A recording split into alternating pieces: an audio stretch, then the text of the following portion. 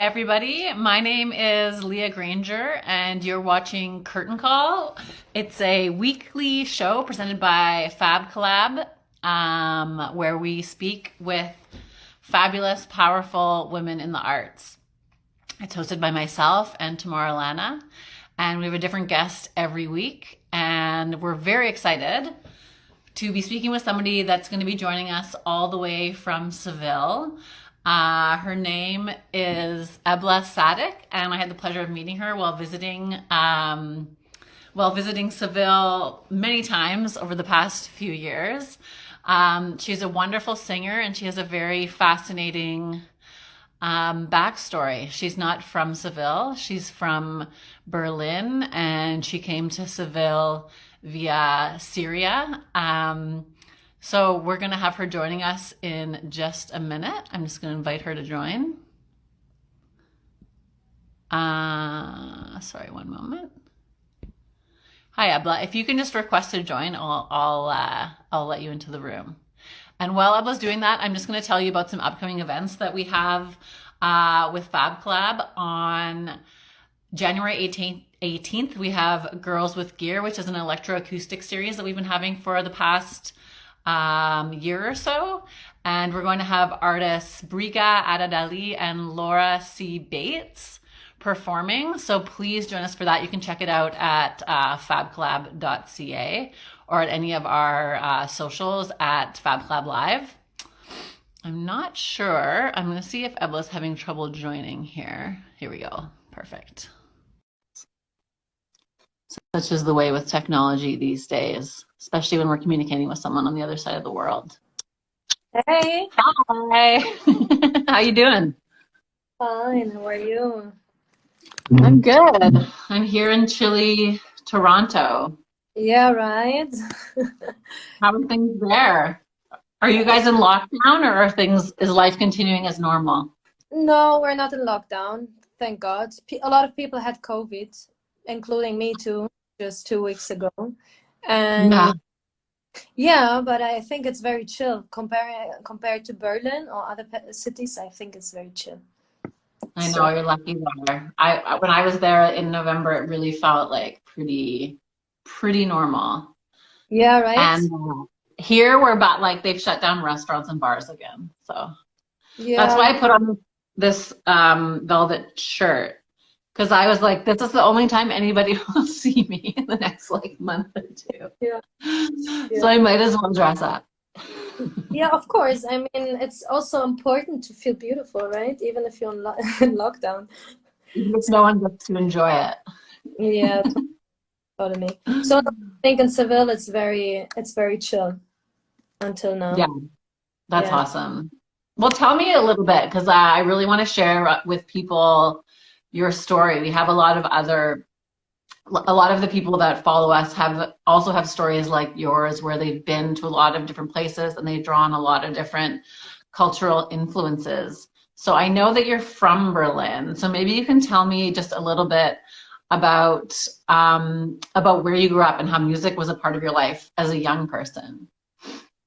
Well, I grew up, Leah, in Berlin, in a place in Berlin that's called Kreuzberg-Neukölln, which is like a district, very famous district in Berlin, where also a lot of Arabic families, Turkish families from all over the place like live there, you know. And yeah, I grew up there.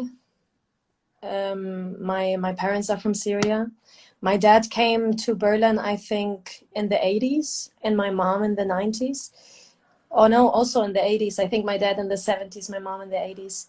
And yeah, I was born in Berlin, and I love that city. My childhood was really amazing. I had a good childhood. And I loved always, I hanged out with so many immigrant children's. All you hear like all the kind of languages. And Berlin is very famous for that. So yeah, and I What think languages did you speak growing up? what? What languages did you speak growing up? Well, at home I always spoke Arabic. That was for my mom Okay. very normal because she really like insisted me and my sister to learn Arabic, like to speak and write and read. So she was really my teacher. and I always went to Arabic school once every Really? Saturday. People like had vacation. I went to Arabic school. Yeah, and um, yeah, I loved it. I found it very hard as a kid to learn like Arabic and German at school and English. Mm-hmm. But after, when you grow older, you forget all that, and you learn the language, you know. So I I'm very always think of it like it's such a gift that people can give to their kids because I didn't really learn a second language, and then like even coming to Spain at like 30, it was so hard. Like you've heard me speak Spanish. It's not the way that other people that have like your background just will pick up another language. yeah, But yeah, totally. as a kid, it's probably still Yeah, work.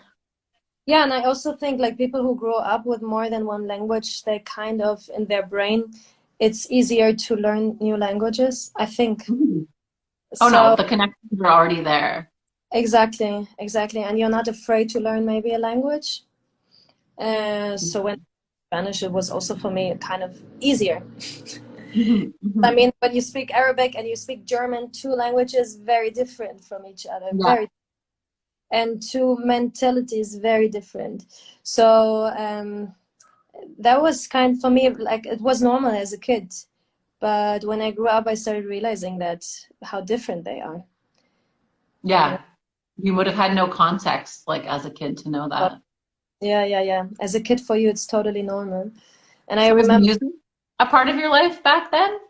yes, my yeah, I think my mom like always heard music at home. Like we always had the radio on, but always like Arabic music. It was never Oh, German. really? Yeah, always Arabic music. And my mom is like from that generation of Syria where people listen a lot to Fairuz, a singer, a very famous Mhm. singer, and Kulthum, very famous people, you know, in the Arabic world, traditional music. So I grew up with it at home. I heard it a lot, but I think she put me like at one age when I was like 6 or 7, she put me in the choir in Berlin. And then we started like singing, you know, German choir, German songs, English, Japanese. Like in those choirs, you sing every kind of language. But Interesting. yeah, but very classical. So I started with classical music. Yeah. Did you enjoy it at that time? Yeah, I loved it. I loved You it. did. Yeah, yeah, I loved it. I think the choir time was really cool because you had so many, I had so many women in my group. So Mhm. yeah, they were like older people and younger people, and I was one of the youngest. So it was really really cool. You grow like in a family, you know, and everyone sings and everyone enjoys to sing. So yeah, And was there like a point where you started feeling like music was something you wanted to pursue more seriously? I think, yeah, I think that came actually later because after the choir, when I grew, when I was a teenager, I started like going away from classical music and really Mhm. going inside the jazz blues music. I loved it so much, and I started going to the Berlin jam scene. I Mhm. think since I was 16, I went to a lot of jams, just going wherever a DJ was, wherever musicians were, and I saw a mic. I just would go there and try myself out and sing songs. Really? Oh yeah. Oh, I would like write, you know, like 2 sentences which I love in English, and I would just try myself out and just go and sing just 2 sentences all over again, like again and again and again. And I think this was the way how I started like seeing the music, just trying myself out all the time, experimenting. And I think I saw like the way to make it professional much later, much later. Can you Yeah. talk a little bit more about like, because I think there's a very romanticized idea in a lot of people's mind about Berlin, about like the arts and culture, and maybe it's not romanticized, like maybe it's real, but just sort of the underground art scene, and it's very cool, and that there really is like space to be kind of like Yeah. trying anything and doing weird stuff.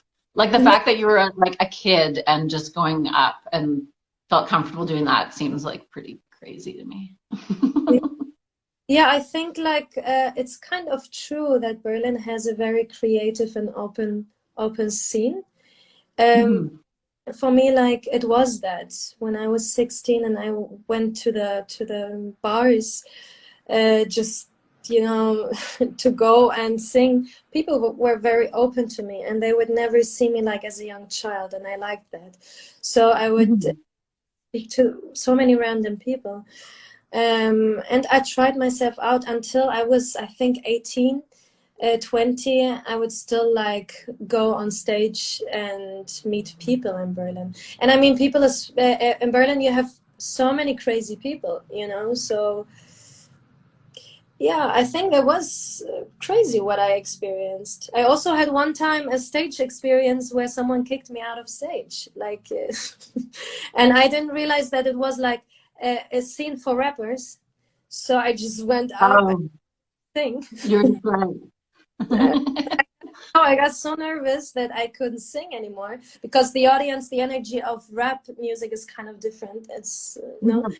And I mean, I also made that experiments, and I had a trauma for a week. I couldn't sing, but then I just continued. I'm Yeah, happy to move past it. yeah. I think like in Berlin, really, like so many situations can happen, and you get kind of used to have weird situations in your life, and you start knowing how to deal with it. I don't know. It helped Yeah. me for my travels, you know, my journeys. Every time I travel, every time I go to a new place, I realized when weird situations happen how to deal with it because Berlin taught me. Yeah, because you had everybody from all over the world there. Yeah, and also like some rude situations can happen very fast, no, in big cities, Mhm. like Yeah. where you also know how to protect yourself, how to defend yourself, and Mhm. yeah, I Yeah. think it taught me a lot, no, this city, and When did you start? Sorry? I still love Berlin, even if I don't, even if I chose not to live there anymore, I still love it. Do you think you'll go back and live there? Pardon? Do you think you'll return to live there? I don't know. Right now, I really don't know. I think I have still a hard time in Berlin because the weather. Girl, the Yeah. weather is really not so inviting to live over there. I And hear you. yeah, and I think yeah, when I was 18, I went to Latin America for a year. So this was when I mean Latin America opens for everyone, the heart, the soul, um, Mhm. everything. So for me, it was like a very very big experience in my life, and also how I saw music and myself, you know, with 18 you change so much. Yeah, and I think at that time 2011 the war started in Syria, and Mhm. yeah, I went back to Berlin, and I had like 2 years to think about what I want to do, and I stopped doing music because I don't know, I started being very sad, you know, all the time, and seeing so much about in the media about the war. So I'm Mhm. very sad because we couldn't. I also couldn't go there anymore because I was used as a child to go there every summer, every winter, and then suddenly there was no flight anymore. And Wow. until in 2013, I heard that people go through the borders of Lebanon and they go Mhm. to. So at one point, I just told my parents, I think I will go to my aunt just to visit her and yeah, just to make a visit. So I went to Lebanon, to Beirut, took a What did car. were your parents like, that's a good idea, or were they nervous about it at all, or? My mom was totally supportive. My mom was Mhm. yeah, very special woman. She was like, yes, do your experience. My dad was totally against it. He was Mhm. because I mean, the television at that time was like crazy, and Yeah. also in Syria was crazy for sure. What made you want to go there so badly at that time? Honestly, it was just a call from inside. I just had like I wasn't happy anymore in Berlin, and I couldn't enjoy the city as the city was before for me. I couldn't enjoy this free Berlin, whatever it was at that time. And I felt like in a prison inside. And I felt like kind of things, I don't know if I can call them depression, but I wasn't happy anymore. So when I took the choice to go to Damascus, I went to Damascus. So that's also important to know. And that time it was hard in Syria, but Damascus was kind of safer than other places. So when I arrived there, I knew after a month I will not go back now. I just felt it. I didn't tell anyone though. But yeah, after 3 months, I told them that I'm gonna stay. And yeah, I stayed 4 years. Almost. That's incredible. You have some friends here saying hello. Yeah, Just I wanted know. to say. I know. Someone says, Gord saying, Habibi, greetings from Berlin. Habibis on my Instagram. But they go so fast, so I cannot check everyone. I know. I just was noticing that like people are like flying through here. Yeah. So tell me about like, were you pursuing like a life as a musician and as a singer at that time, or were you just like, you were very young? Were you just sort of figuring things out? Like, what were you doing there? How'd you spend your time? Yeah, honestly, like in Syria, it all started that I just went with that intuition just to live or to die. So when I started making friends, amazing friends who like right now are all like joining also that conversation. I met amazing musicians, amazing people over there in whole Syria, in Latakia, Damascus, Sueda. I just met amazing people who started doing like also an underground scene in Damascus. I think it started. Really? Yes, and now they are really getting now work done. They are getting DJs from outside to play in Syria. And it's like really chapeau. I'm so proud of them. And I was in the beginning of that kind of underground scene with a couple of friends. So I would start singing with them. Like a DJ would play and I would do like a performance there. Or I would meet other musicians and start doing performances there. Yeah, I never stopped the music. It was always with me, but I never had a kind of dream, now I'm going to be a musician. Because it was just like to enjoy, I think, every moment. And also when you live like in a country where there is war, you just realize that there are no normal dreams anymore, you know? It just vanishes. Dreams vanish and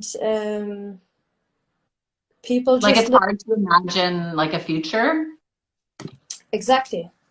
Like because the economical situation gets so hard, everything gets so hard. And you kind of lose hope that something is gonna change. So you just go with every day, every flow, you just go with it. And this is why I think I kind of lost the way to say, okay, I'm gonna be a musician. For me, it was, I will do music and we will enjoy every minute. So, but do you think that that was maybe a positive thing? Like, what do you? Yeah, totally. Like, just like at that time and that experience to not be like so sort of like goal oriented or whatever, or like I'm doing this and doing that, and just like having that living in that moment. Yeah, totally. And I think also it was hard for me for them I was a German girl, no? For them I was like a girl in Berlin. And what is she doing in this country where so it was kind of hard in the beginning to kind of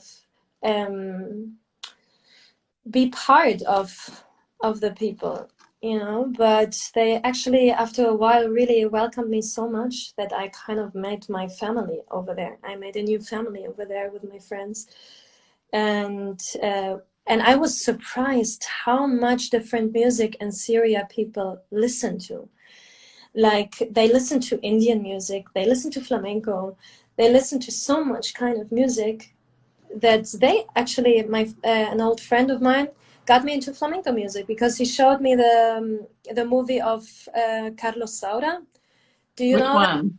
flamenco? Like the typical Yeah, one. Flamenco, yeah. Yes. saw that movie and I got, well, yeah, my mind exploded. Like I saw that and I remember that day. It was a night. It was night, and you heard like bombs, like those little bombs, and you heard some explosion outside. It was far, but you could still hear it. And I remember we saw on the screen that movie. And exactly on that time we had electricity, and we watched that. It was all like, because the electricity goes away all the time. Right. So we watched it. It was like, okay, and sitting there and watching this flamenco scene of Bolerias, the woman there standing and singing, and La Paquera de Jerez, who has a voice. Mm-hmm. And I was like, what the fuck is that? Sorry for, but what is that, you know? And I told my friend, man, I want to live that. And he told me, well, Ebla, you have the passport. He told me, you have the passport. You can travel. As a German, you can travel. And yeah, well, after 4 years, I realized I needed to go because of other reasons. I need to follow now a dream. And I had a dream again. So I went to Spain. Yeah, I made some money in Berlin and I went to Spain. And did you come straight to Seville? Yeah, I went. Yes, that's where you wanted to be. I had no flat, nothing. I went straight to Sevilla. I went to school, you know, the Fundación Cristina Eren. I stayed there like for a year, and it was not what I imagined flamenco. I had like a kind of vision of flamenco. I thought it was so oriental, you know, and when I heard like the flamenco here, and when they started like teaching you that, and they teach you fandangos de Huelva, it was like, what is that? I didn't realize that it was such a big folklore itself. Like you thought it was more like gypsy, or like, what do you mean by oriental? Yeah, I thought like more oriental music, and I thought it's more connected to the Arabic music. Got it. Yes. Yeah. And when I arrived there, I started realizing that the compasses, the rhythmical phrases are so important in flamenco music, and so many different styles, and every style has a history, and every style has a kind of style in it, which are different. And yeah, my mind exploded when I came to that school. I was like, what is that kind of style? No, it's not just one. It's so much, and it's a whole life when you go inside that that sea of flamenco.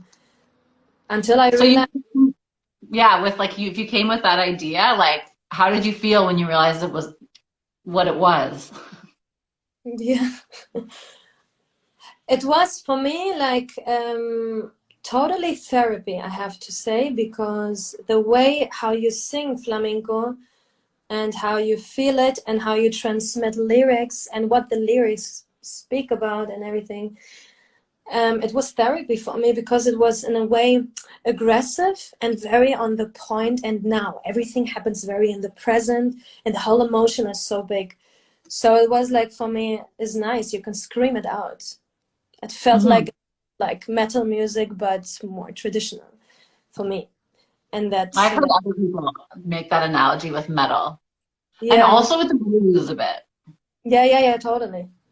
Also the freedom to speak about, and also that the flamenco music actually comes from discrimination, like in a way, you know, that people met together, they needed to hide, and they started singing together, and everyone his folklore. This is why sometimes you find words in the flamenco lyrics which are Arabic, but some people don't know.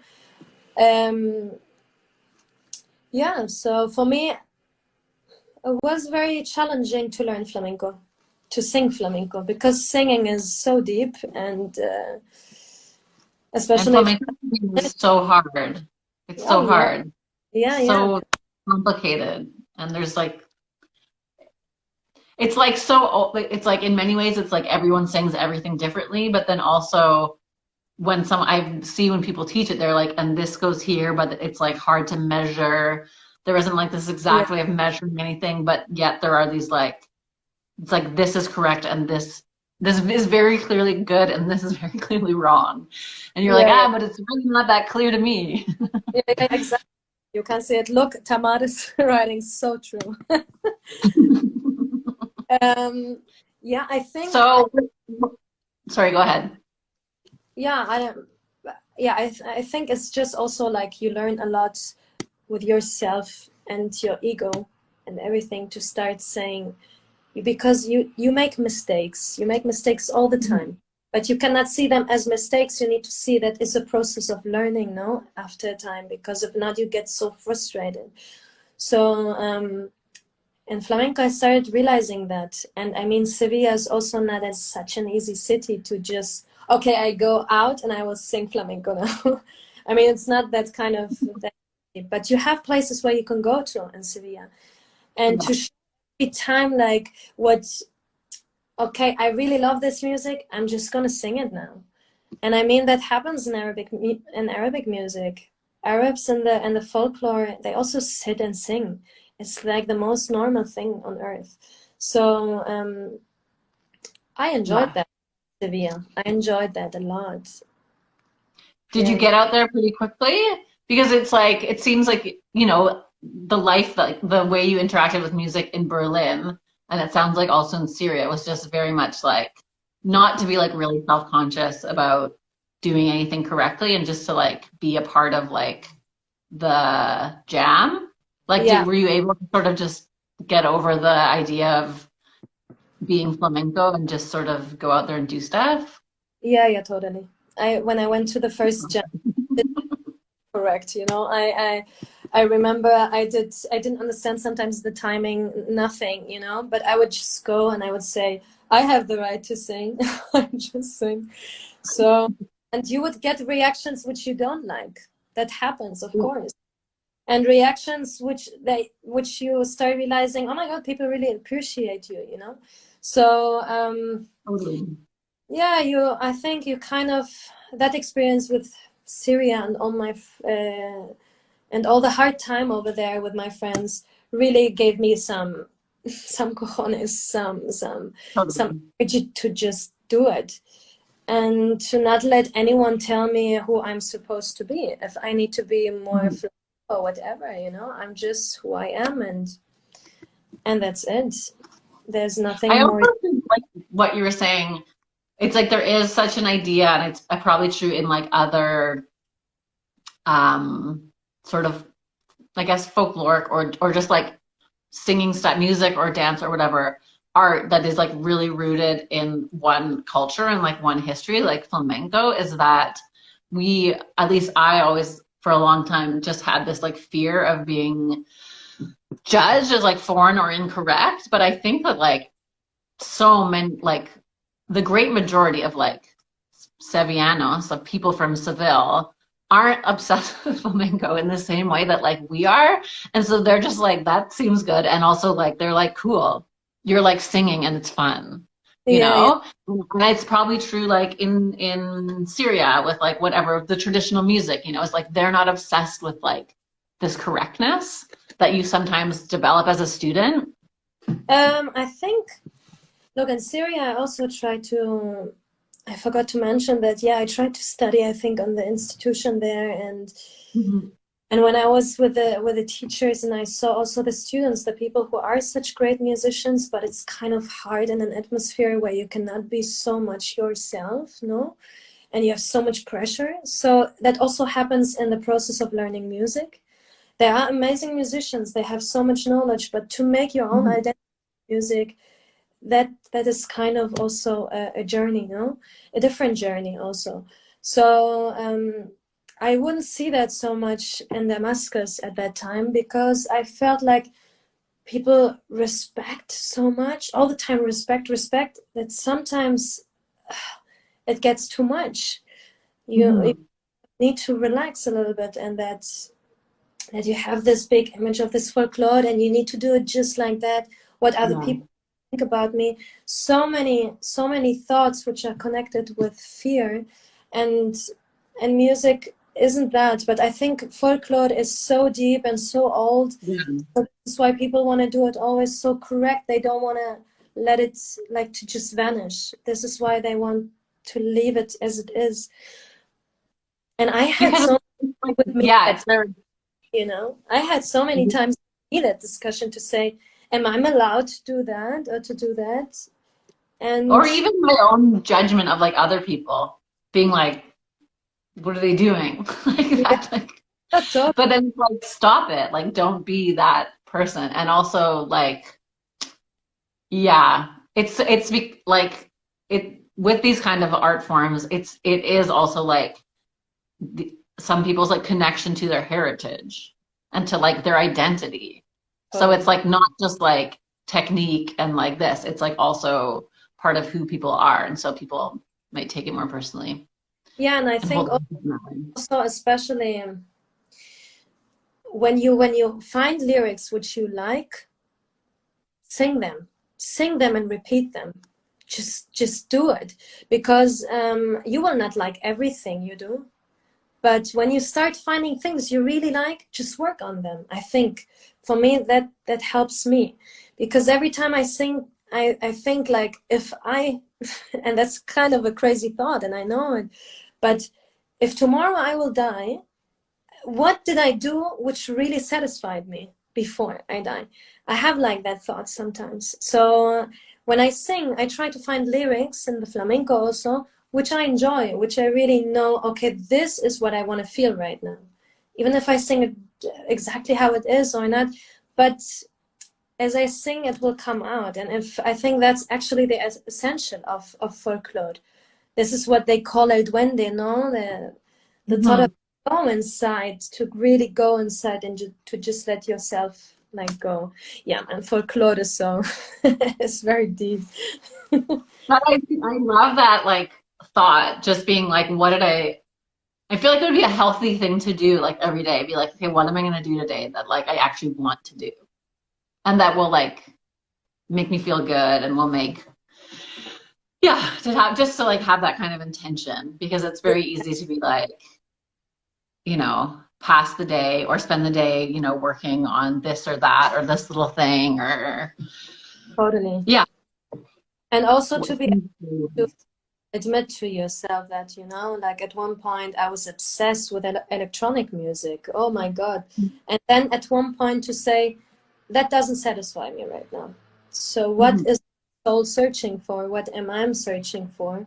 And try to find it in what you just go with your intuition. It's also, I think it's also part of the creation when you create songs, or in your case also you dance, when you do like something in your mind, then, and sometimes you think, oh no, that's stupid.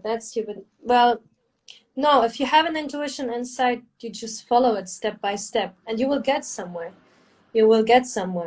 See or see, like. And Do if you you feel, find like the way you're talking, it seems like stuff just sort of like comes to you?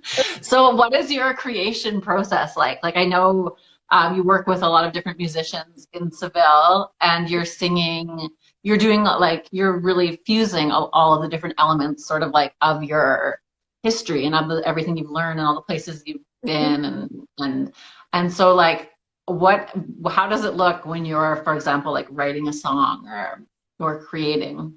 yeah, well, when I wrote like a couple of songs, and now I finally recorded one and did a video for it, and I'm so happy. And really, I What's it think called?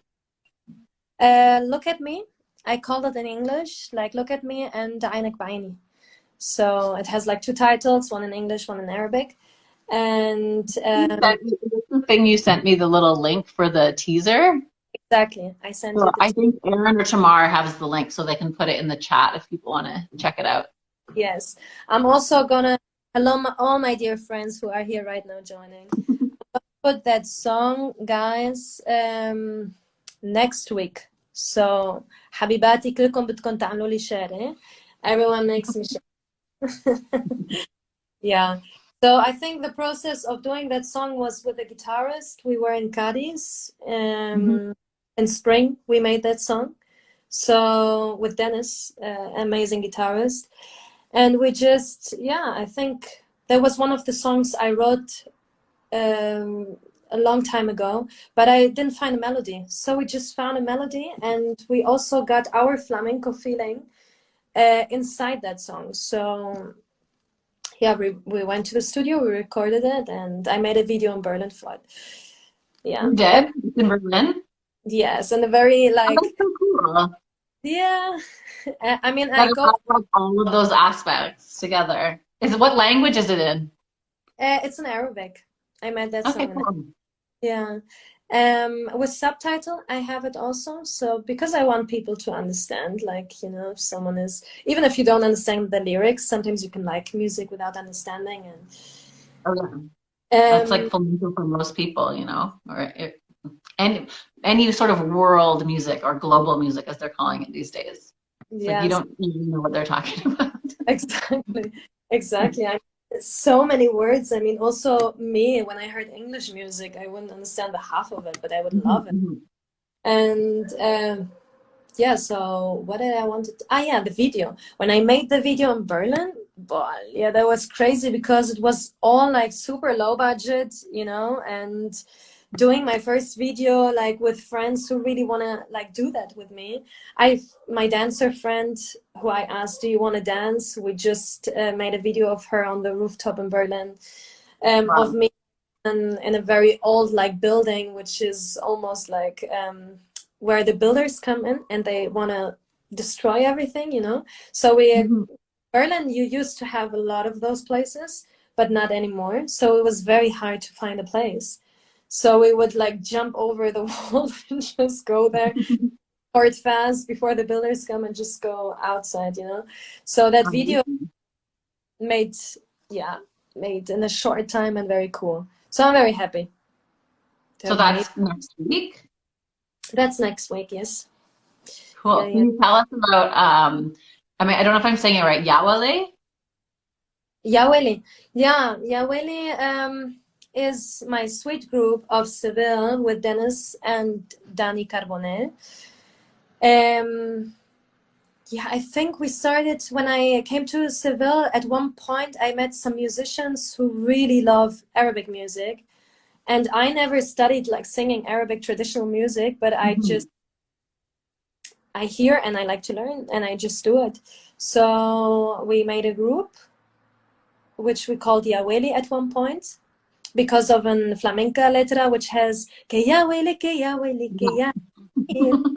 We took that kind of part and we said, okay, let's just call ourselves Yaweli for now, because it's like what we feel, something between flamenco and between Arabic. Is it Um, Arabic? Does it mean something? yeah, I think yeah, I don't know how to exactly translate it. It's like an expression. Yaweli is like not oh Like my, Ukhala or something? no, it's something like oh my God, you know. Okay. Yeah, really. Or it can be something beautiful. It can be something, oh, bad, bad. It's just an It's like expression. an explanation. Yeah. Yeah. And yeah, so we started making concerts here, doing a whole bunch of Arabic songs, but Arabic songs from Syria, Palestine, Lebanon, from that parts, Egypt, learning like the traditional stuff, but trying Mhm. always to our flamenco magic in it, because if not, like, I mean, to doing covers is fine, but it's important to give what you have, and what you feel like. Mhm. I have very flamenco musicians with me who are very flamenco, so Yeah. it's interesting to do that mezcla, that mix with them, no? And I love creating with them. They are very, very trustful, those artists. They are just amazing. I saw you play once. And I wrote about it in an article in a Yeah. magazine in En route in Canada. And I don't know if Dennis was in the group then, was he? Yes, yeah, yeah, yeah. Oh, no, no, wait a Mhm. minute. No, No, it was you're an American guitarist. No, we had like a guy who played oud, who was from Mhm. Uruguay. Uruguay and another guitarist. You're right. Yes, an American guitarist. Yeah, But yeah. anyway, it was in like a little venue, and it was really cool just because like the audience was very like, I lived in Seville as well many times, and so I recognized like kind of who was in the crowd, and it was like Yeah. a very low, like I've been to a lot of flamenco shows where like everyone is foreign, and it wasn't, and but this wasn't like a flamenco show, Yeah. and it was very much like the neighborhood was there. It was like the Spanish people from the neighborhood, and then of course like your friends and stuff like that. But it was really cool because you were singing Sigiriya in Arabic, and it was so beautiful. And you could just see how much people were loving it. It was, yeah, the link to the article is down there if anybody wants to check it out. Yeah, it was like very powerful. It was like goosebumps kind of thing, you know? You were really like pulling it off. Yeah. Yeah. Yeah, I mean, I really enjoyed it. I mean, it's like, yeah, this is what I mean. I think the flamenco music really lets me like keep going, gives me a lot of fire. And to hear like the Sigiriya is, Mhm. in a way, it is very oriental, and you can always sing on it Arabic, because in those countries like, you know, Syria, Palestine, Lebanon, you have so many cantes, so many way of singing which are very close to the Sigiriyas you hear in the flamenco. So it The is not sentiment is the same, yeah. exactly. And also what it means. No, I mean, Sigiriya speaks about death. Right, But okay. I mean, the Arabic poems are not, do not speak always about death, but we speak Mhm. about a lot about love, you know, feeling love, losing love, about life. Mhm. Mhm. So yeah, I enjoyed that. And with Yaweli now, with the group now, we have also streaming the 6th of January at 8 p.m. We have one. February? No, wait a minute. No, this month. No, febrero, perdona. February, you're right. Febrero. Getting Ole. confused with fechas. And yeah, we're gonna play at 8 p.m. and we're gonna do a live streaming. So the people who wanna join, Mhm. who wanna like see our concert, it's gonna be on the website Backstage within V, backstage.com. All right. So yeah, I wanted to share that. Will you post about it like on your Instagram and stuff Oh like yeah, that so people can see? So people definitely. can follow you and sort of, because I would totally check that out. For us, it's 2 in the afternoon, which actually kind of works. Oh yes, yes, yes, yes. But I And think people watching here are really from all over. It seems like from Berlin and Damascus and everywhere. yeah, we're gonna perform like our songs, and we're also gonna perform some Arabic songs like a flamenco. I say that because we're gonna give like the soul of flamenco inside it, and we're gonna be like 4 musicians on that streaming. So I want you Okay, guys. so yeah, there's the link. That's for that, I think, right? Yeah, I send you the link. Perfect. Fantastic. Exactly. So, do you think maybe you would sing something for us now? I know you don't have your band, but it would be nice after talking so much about it, just get a little Claro. taste. Yes, of course. I think, yeah, I'll sing a poem, an Arabic poem, which inspired me to sing Arabic music when I was younger, from the singer Sanat Musa. So that's for her. Let's see. هيما ودعيني قبل ما امشي هيما ودعيني قبل ما امشي ما تدري بعثراتي ونمشي يا قايد المراكب يا قايد المراكب ايد وامشي عالصلان الحقضان الحبايب زاع الطير الحمايام وقال يا روحي زاع الطير الحمايام وقال يا روحي غيرك مين يسليني يا روحي أنا نجاك والهم لفديكو بروحي مش لازم على الدنيا حياة. I know. That's it. Ole. That's very beautiful, Ebla. The COVID voice, but it's fine. Sometimes it helps. Oh, yeah. And sometimes not. Incredible. Yeah. What is it saying? Or just like a little bit? Like what is the Oh, yeah.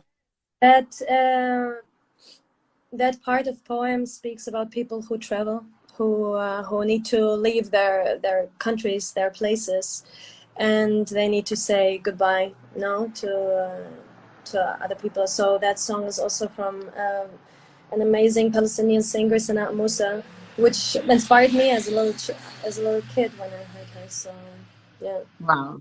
So beautiful. Thank you so much for sharing that. Thank you. I see it's becoming dark and nighttime there, so I'm gonna let you go. It's like transition from day to evening. I was like, is it my imagination it's getting darker? And then I was like, oh yeah, it's like 7 o'clock. I'm like in the cafeteria. Nice, amazing. Where can people? Oh, Yes, I will come just a second. Yes. Okay. oh, there we go. Yes. We will not get. Where can people find you online? Like, I guess here on Instagram. Is there anywhere else for people to sort of look for your work, or is this the best place? No, I think like Instagram is the best place, and I'm not active on Facebook right now, but I have also a Spotify account, so people can follow me there. I'm gonna put next week the song, and I also made some songs with other amazing musicians like Wasim Younes, who's a DJ. We did something beautiful, and other musicians too. So Califato 3x4, a very cool group of Seville, which do like electronics. So I made some things with them too. Yeah, check them out, guys. I'm very happy to share my music with you. Wonderful. Well, thank you so much for giving us your time and for sharing your story and your voice and everything with everybody and with us at Curtain Call and at FabCollab. And yeah, Tamar, who do we have next week? I'm not sure. I forgot to write that down. I'm just going to say one other thing that we have coming up on February 18th is Girls with Gear, which is women artists doing electroacoustic sets, and it's live streamed. So we have Briga, who's a composer and violinist, producer, doing sort of Eastern European Balkan music. Ada Dali, who's a Toronto artist who does really incredible stuff. Laura C. Bates is a violinist and a songwriter, and she writes for film and all kinds of stuff. And next week we have Shayna Silver, who's a singer, dancer, actress, and director. So tune in for that next Thursday at noon with Tamar hosting. Thank you so much, Ebla. You're awesome. Yeah. And we will see you. Well, hopefully I'll be there in March. We'll see. We'll talk offline. But thank you so much. De verdad. Okay, te esperamos en Sevilla, amor. Hasta pronto. Hasta pronto. Adiós. Ciao.